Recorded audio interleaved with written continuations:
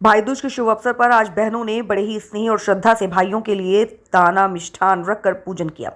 इस दिन बहनें जगह जगह गोबर का लेप लगाकर पवित्र स्थान तैयार करती हैं और भाइयों की लंबी उम्र व सुख समृद्धि के लिए ईश्वर से प्रार्थना करती हैं। इस विशेष पूजन के दौरान कई धार्मिक कहानियां और किस्से भी साझा किए जाते हैं जो इस त्योहार के महत्व को और भी बढ़ाते हैं। इसके बाद महिलाएं और कन्याएं अपने भाइयों के पास जाकर उन्हें मिष्ठान और दाना खिलाती हैं। इस पवित्र रस्म में भाई अपनी बहनों के उज्जवल भविष्य की कामना करते हुए उन्हें उपहार भेंट करते हैं। भाई दूज का ये पर्व भाई बहन के पवित्र रिश्ते को और भी प्रगाढ़ बनाता है और हर साल इसे हर्षोल्लास के साथ मनाया जाता है। अपना नाम बताओ।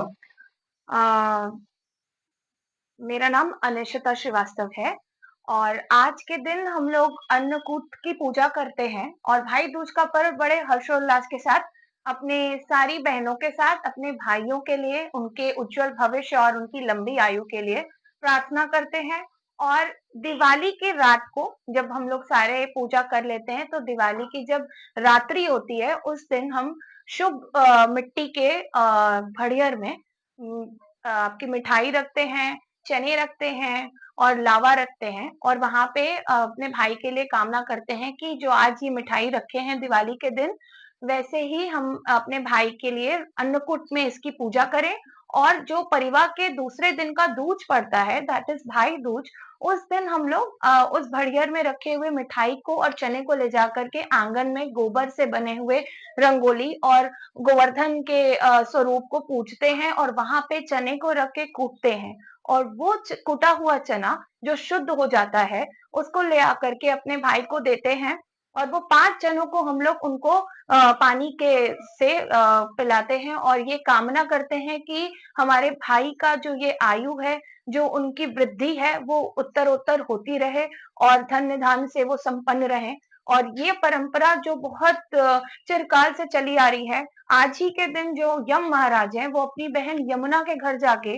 भोजन किए थे और चने का पान किए थे और उनको ये आशीर्वाद दिए थे कि आज के दूज के दिन जो बहनें अपने भाइयों के लिए ये कामना करेंगी, उनको अपने घर में बुला के भोजन करवाएँगी और अन्नकूट की पूजा करेंगी, उनको मैं कभी कोई हानि नहीं पहुँचाऊँगा, उनका कभी कोई अकाल मृत्यु जैसी कोई आपदा उनके पास नहीं आएगी। तो इसीलिए सारी बहनें बड़े प्रेम से, बड़े उल्लास से आज का दिन मनाती हैं और आँगन में इसकी पूजा करती हैं। सारी महिलाएँ मिलके, सारी कॉलोनी, मोहल्ले, अपार्टमेंट सब जगह ये पूजा होती रहती है और इसी के साथ सारे भाई-बहनों का प्यार बना रहे और सारे भाई खुश रहें और भाई अपने भेंट स्वरूप भी बहन को प्रेम देते तो हैं। कैसे कर रही है इसको गोबर वगैरह ये क्या नियम होता है आप लोगों का? कैसे कर रही है इसको? ये आंगन में होता है, कई सारे परिवार मिल कर के अपने कुटुंब मिलके इस पूजा को करते हैं, पूरे मोहल्ले के जितने लोग हैं, कॉलोनी के जितने लोग हैं, जितने लोग ये भाई दूज की परंपरा को लेके आगे चल रहे हैं, सब मिल कर के गोबर से एक लेप बनाते हैं, बहुत शुद्धता से आंगन में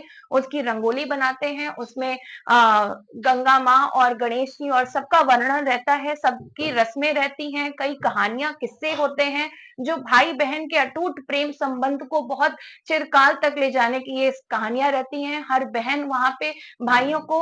एक काँटे से श्रापती हैं और फिर उसी